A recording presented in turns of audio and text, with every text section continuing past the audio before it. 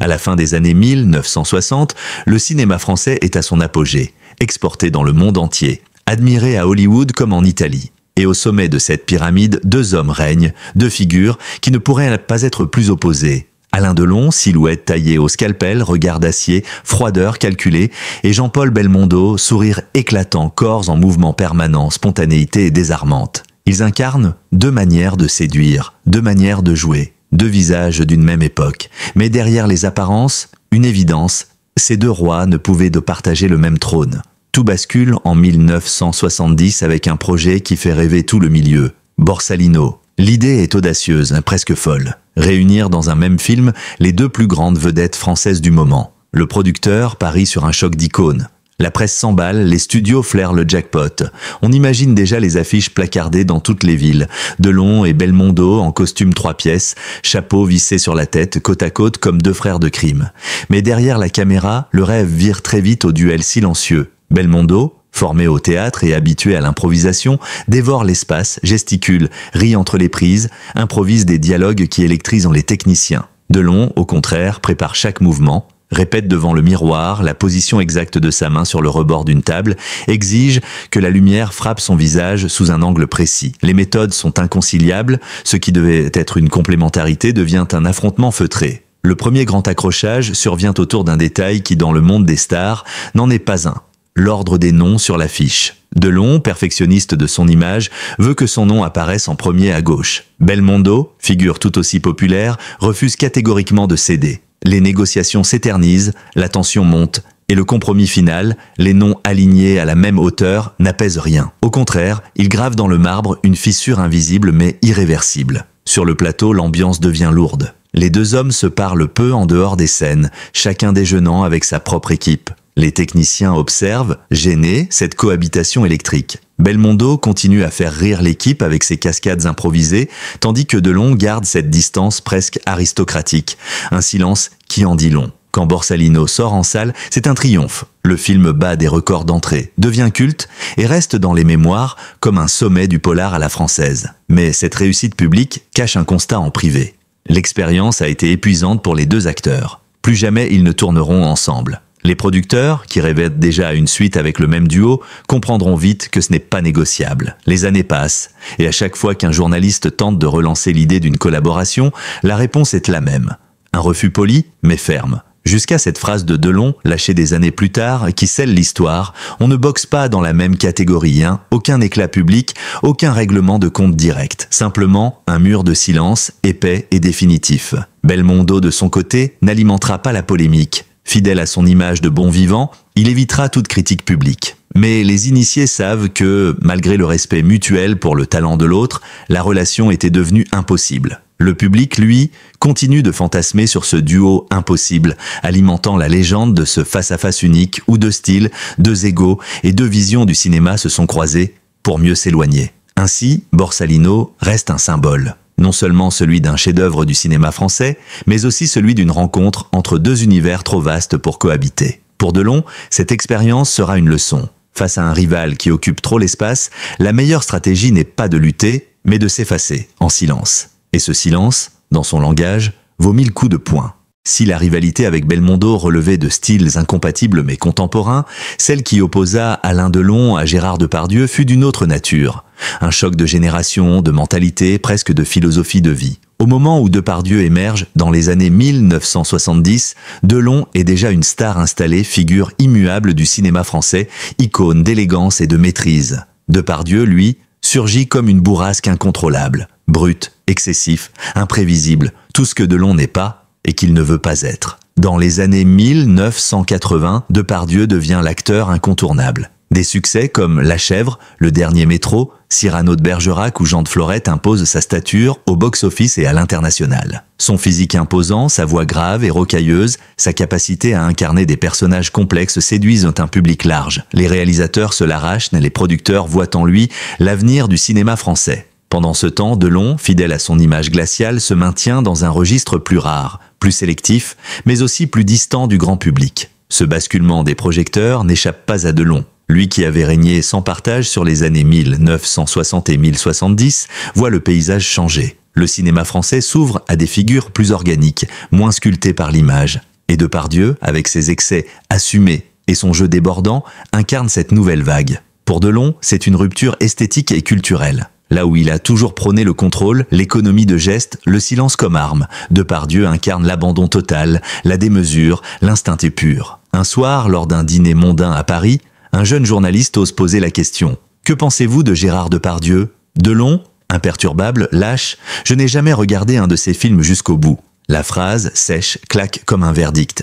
Plus tard, dans une interview plus intime, il précisera « Il a le talent de la boue. Moi, je viens du silence. » Deux formules qui résument tout, un refus de reconnaissance et un positionnement clair sur ce qu'il considère être l'art et la manière de jouer. La réciproque est tout aussi tranchée. Depardieu n'a jamais cherché l'approbation de Delon. Il revendique son indépendance, ses choix, ses collaborations et s'éloigne délibérément de tout ce qui pourrait ressembler à une filiation artistique avec lui. Les rares fois où ils se croisent, festival, avant-première, remise de prix, ils se saluent brièvement, sans chaleur. Aucun projet commun n'a jamais été envisagé. Et les producteurs, bien qu'attirés par l'idée d'un duel Depardieu-Delon à l'écran, savent que cela n'arrivera pas. Derrière ce mépris réciproque se cache aussi une différence de tempérament radical. Delon, protecteur de son image, construit chaque apparition publique comme une mise en scène. Depardieu, au contraire, se laisse aller à ses excès, boit, plaisante, improvise, s'exprime sans filtre devant les caméras. Pour Delon, cette spontanéité frôle l'irresponsabilité. Pour Depardieu, cette maîtrise constante confine à l'étouffement. Le public, lui, n'a cessé de comparer. Les magazines des années 1980 et 1990 adorent opposer le félin, Delon, à l'ours, Depardieu, deux bêtes de cinéma au sommet. Mais cette comparaison ne fait qu'alimenter une froideur déjà installée. Delon ne cache pas qu'il considère Depardieu comme l'incarnation d'un cinéma chaotique, presque indigne de ses propres standards. Depardieu, de son côté, se fiche éperdument de la vie de Delon, préférant multiplier les rôles, quitte à se perdre parfois dans une filmographie pléthorique. Ainsi, cette rivalité, plus implicite que déclarée, devient au fil du temps une ligne de fracture dans le cinéma français. Deux visions irréconciliables de l'art, deux façons de se tenir face à la caméra, deux manières de concevoir la célébrité. Et dans l'esprit de Delon, il ne fait aucun doute que, pour lui, Depardieu n'a jamais eu, et n'aura jamais, sa place dans son panthéon personnel. Parmi les noms que Delon a toujours tenus à distance, celui de Michel Piccoli occupe une place particulière. Non pas à cause d'un conflit ouvert, d'un échange d'insultes ou d'une trahison personnelle, mais parce qu'il symbolisait tout ce que Delon rejetait dans le cinéma français. L'intellectualisme affiché, le goût des discours théoriques, la primauté des mots sur l'image. Dès les années 1960, Michel Piccoli s'impose comme un acteur à part. Fidèle à un cinéma d'auteur exigeant, souvent politique, il incarne des personnages complexes, fragiles, ambigus. Son charisme ne repose pas sur une beauté sculpturale, mais sur une présence profonde et nourrie par des années de théâtre. Là où Delon mise sur le regard, le silence et la posture, Piccoli déploie une palette de dialogues, d'inflexions, de nuances psychologiques. Deux univers artistiques irréconciliables. Le point de friction, né lors d'un choix de casting resté célèbre. Jean-Luc Godard, admiré pour ses innovations et son audace, envisage un rôle masculin fort pour l'un de ses films et, au lieu de solliciter Delon, qui semblait pourtant correspondre à la puissance visuelle recherchée, il choisit Piccoli. Pour Delon, ce n'est pas seulement un refus, c'est un affront. Non pas parce qu'il méprisait le film, mais parce que cette décision venait valider l'idée que l'on pouvait préférer le verbe à l'image, et donc, en creux, mettre en doute sa propre conception du jeu. Dès lors, leurs rares rencontres professionnelles ou mondaines se teintent d'une froideur palpable. Dans les festivals, ils se croisent dans les coulisses mais évitent les conversations prolongées. Lors d'une émission télévisée consacrée aux grands noms du cinéma français, un producteur propose de les réunir sur le plateau pour un échange d'hommages.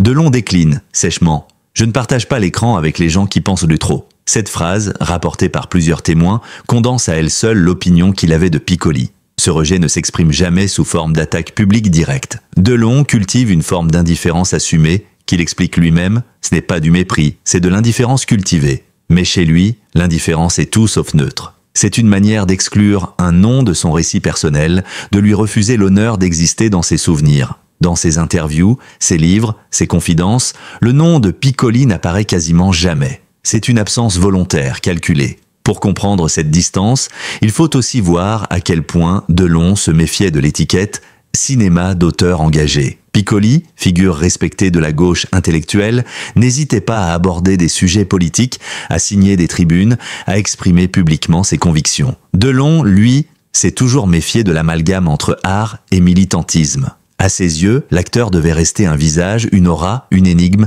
pas une voix parmi d'autres dans l'arène politique ou idéologique. Dans l'esprit de Delon, Piccoli n'avait donc pas seulement un style de jeu qu'il ne comprenait pas ou n'appréciait pas. Il représentait un mode de vie, une posture publique, presque une philosophie du métier aux antipodes de la sienne. Et quand deux visions sont aussi radicalement opposées, il ne reste que deux options, s'affronter ou s'ignorer. Delon a choisi la seconde. Ainsi, cette relation n'aura jamais connu d'explosion, mais elle restera figée dans une froideur constante, sans réconciliation possible. Delon ne cherchera jamais à combler cette distance, et Piccoli, fidèle à son élégance, ne tentera jamais non plus de forcer un rapprochement. Deux trajectoires parallèles, deux légendes du cinéma français, séparées par un mur invisible, érigées moins par la haine que par une incompatibilité fondamentale. Parmi les relations marquantes de la carrière d'Alain Delon, deux histoires se distinguent de par leur intensité et leur fin brutale. Celle avec Jean-Pierre Melville, maître du polar français, et celle avec Maurice Ronet, frère de cœur devenu étranger. Deux trajectoires très différentes, mais qui illustrent la même règle. Dans l'univers de Delon, l'admiration peut se transformer en mépris dès lors qu'une ligne invisible est franchie. Melville, un père artistique devenu adversaire silencieux. Quand Delon rencontre Jean-Pierre Melville à la fin des années 660, il est fasciné. L'homme, lunettes noires en permanence, costume sombre, voix grave, est une figure mystérieuse, presque mythique. Melville, lui, voit en Delon l'incarnation parfaite de ses héros, solitaires, énigmatiques, taiseux. Leur première collaboration, Le Samouraï, 1967, est une révélation. Delon livre une prestation magistrale, épurée, où chaque geste compte. Melville sculpte l'image avec une précision chirurgicale. Le succès de ce film scelle leur alliance. Ils enchaînent avec Le Cercle Rouge, 1970, où Delon partage l'affiche avec Yves Montand et Gian Maria Volonté. Là encore, l'alchimie est parfaite. Mais derrière la caméra, deux égos immenses cohabitent. Melville est un dictateur d'image, exigeant jusqu'à l'obsession. Delon, déjà star mondiale, n'accepte les règles que lorsqu'il les fixe lui-même. Le tournage d'un flic, 1672, marque le point de rupture. Une scène en particulier reste célèbre dans leur cercle. Melville exige que Delon garde les yeux grands ouverts, sans cligner pendant plus de 30 secondes face caméra. L'acteur obéit, puis explose hors plateau. Il voulait me posséder, moi je voulais juste exister. Le lien se fissure. Après la fin du tournage, il ne s'adresse de plus un mot. Quelques mois plus tard, Melville meurt d'un infarctus. Delon ne se rend pas à ses funérailles. À ceux qui l'interrogent, il répond laconiquement. Il est parti comme il a vécu, sans bruit. Mais les proches savent que, derrière ce détachement, il y avait une blessure, celle d'un élève qui s'est senti trahi par son maître. Ronette, de l'amitié fusionnelle à l'effacement pur et simple. Avec Maurice Ronet, l'histoire est plus intime. Au début des années 1960, ils sont inséparables. Même génération, même goût pour les dîners nocturnes, même mépris affiché pour les faux-semblants. Sur le tournage de Plein Soleil, 1960, leur complicité crève l'écran. Delon, en assassin froid et calculateur, Ronette, en victime flamboyante. Mais dans les coulisses, une rivalité subtile s'installe. Le charisme naturel de Ronette attire les compliments. Certains critiques le décrivent comme le vrai prodige du film. Delon, blessé, se referme.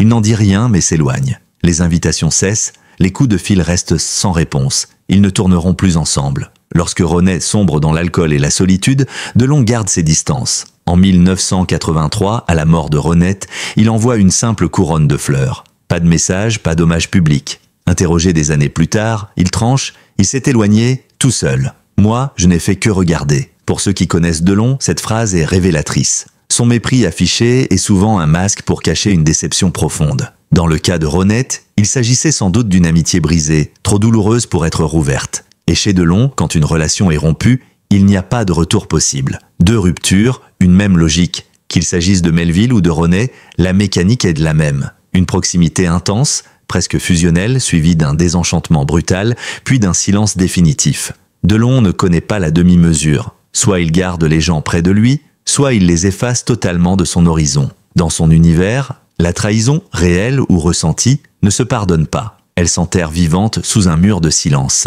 Ces deux histoires montrent que le mépris de Delon n'est pas toujours synonyme de haine. Parfois, c'est un bouclier, une manière de protéger ce qu'il reste de respect, pour une relation qui a compté. Mais ce qui est certain, c'est que, dans son vocabulaire, le mot « réconciliation » n'existe pas. Si certaines inimitiés d'Alain Delon naissent d'affrontements artistiques ou de trahisons personnelles, celle qui le lie à Roger Hanin relève d'un autre registre, celui du refus pur et simple d'appartenir à un univers qu'il n'a jamais choisi. Hanin, acteur populaire grâce à son rôle de Navarro à la télévision, jouit aussi d'une notoriété dans les cercles politiques en tant que beau-frère de François Mitterrand. Ce double ancrage entre art et pouvoir suffit à placer une barrière invisible entre lui et Delon. Delon a toujours cultivé une image d'homme indépendant, farouchement détaché des alliances politiques. Dans ses interviews, il répète qu'il ne doit rien à personne, qu'il a bâti sa carrière seul, sans soutien d'État ni réseau partisan. Pour lui, la politique est un terrain glissant, un monde de compromission qui n'a rien à voir avec la pureté qu'il prête, ou veut prêter, à l'art. Hanin, lui, assume pleinement ses liens avec l'Élysée, n'hésitant pas à mêler sa carrière à ses fréquentations politiques. Pour Delon, ce mélange est une erreur fondamentale. Les occasions de se croiser ne manquent pourtant pas. Galas, cérémonies, dîners officiels. Les échanges sont polis mais froids, réduits à quelques mots, parfois un sourire de façade. Hanin, affable et sociable, tente par moments d'engager la conversation, mais Delon se contente de réponses brèves. À aucun moment, il ne lui manifeste un intérêt sincère, ni sur le plan artistique, ni sur le plan personnel. Dans les confidences qu'il accorde à certains proches, Delon explique qu'il voit en Hanin un homme d'un autre monde. Pas un adversaire, mais quelqu'un avec qui il ne partage ni valeurs ni ambition. Cette distance se manifeste jusque dans ses mémoires et ses interviews. Le nom de Hanin n'y figure pratiquement jamais. Cette absence n'est pas un oubli. Chez Delon, c'est un choix délibéré. Ne pas nommer, c'est refuser d'accorder une place dans son récit. Un jour, lors d'une interview, un journaliste l'interroge sur sa relation avec Hanin. Delon fixe la caméra et répond d'un ton calme mais définitif.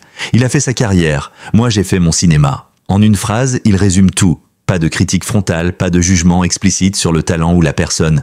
Juste une ligne tracée entre deux univers qui ne se rejoindront jamais. Ce silence volontaire est, pour Delon, une arme plus puissante qu'une attaque directe.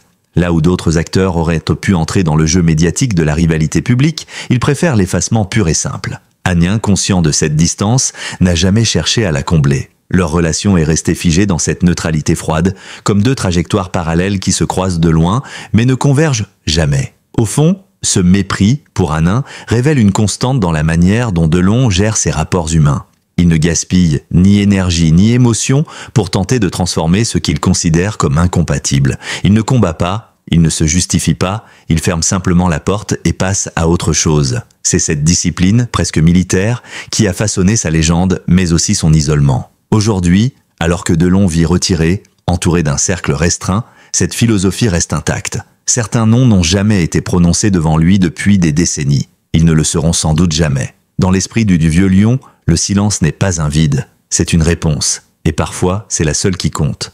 Merci d'avoir regardé cette vidéo jusqu'au bout. Votre soutien est précieux et nous motive à continuer de vous proposer des contenus exclusifs et passionnants sur les légendes du cinéma et les histoires qui se cachent derrière leur parcours. Si cette vidéo vous a plu, pensez à vous abonner à notre chaîne et à activer la cloche pour ne rien manquer de nos prochaines publications. N'hésitez pas également à laisser un commentaire pour partager vos impressions, vos souvenirs ou vos anecdotes sur le sujet. Nous lisons chacun de vos messages avec attention. Restez connectés, car de nouvelles vidéos tout aussi captivantes arrivent très bientôt.